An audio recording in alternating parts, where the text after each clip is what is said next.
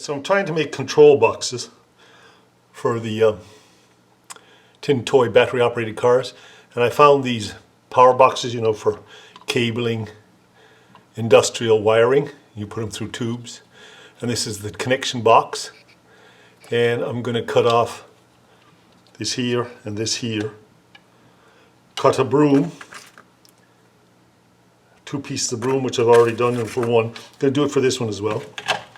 And I put them in here, look, and I've epoxied them in. I'm going to let that dry and see how I'm going to put the tabs in for cabling. So that's where I'm at.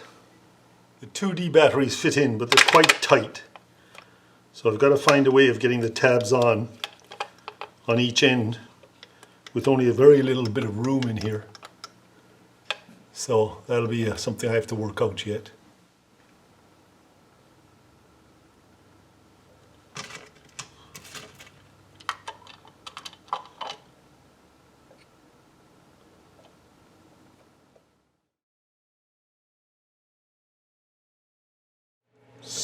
Turn off the heat here. A little cold out here. So I made a box and put tin with the tab down, so the batteries can go in, as you can see. I'll just spill them out a sec. They don't like coming out that easy because they're pretty tight. So this is the power box, and I have a bit of tin, and it's just bent over here, and a bit of tin bent over here. I've cut off the 2 pipes and epoxied them in. Need a bit of cleaning, but plus is this side. I've made a little mark there. In they go, like this. As you can see, negative, plus. As you can put a little red tab on this so you know the pluses.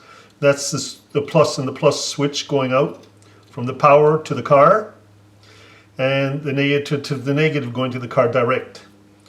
And the steering wheel is a bit of piece of Meccano cut off and put on here and soldered with a hook on it with a little hole, and made homemade steering wheel with the Meccano set with the screw in here as well, so you can steer the car with this, and basically a push button for starting it.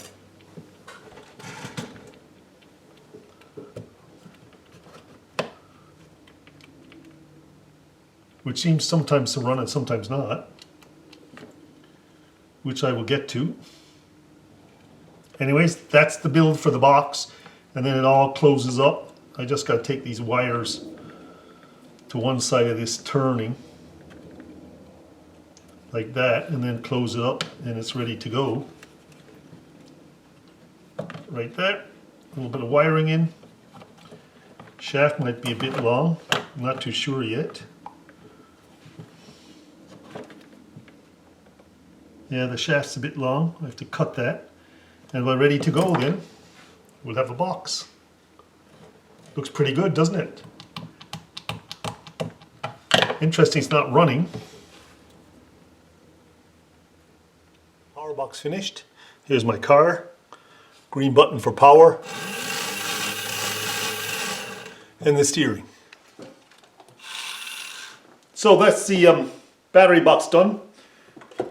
The spring loads on the back of the side of the batteries have to be a bit better, just to make it better. And I used very light AWG wire, very 28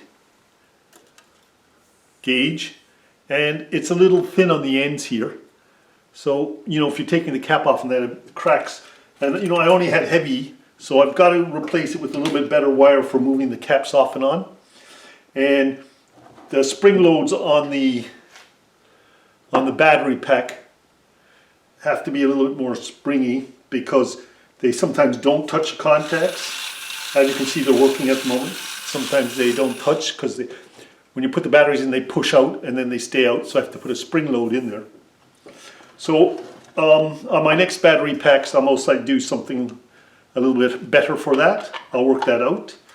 And I have 2 of these in the works for the James Bond car. But for the German car, I would call that, for this video and for everyone watching, pretty finished. I hope you enjoyed it. Cheers. I'm sure you don't want to see me paint the box. There's the finished box. It needs a bit of paint here, a bit of touch up, but it's all complete. And I have the car working again. So there we go. I did make a power box for it.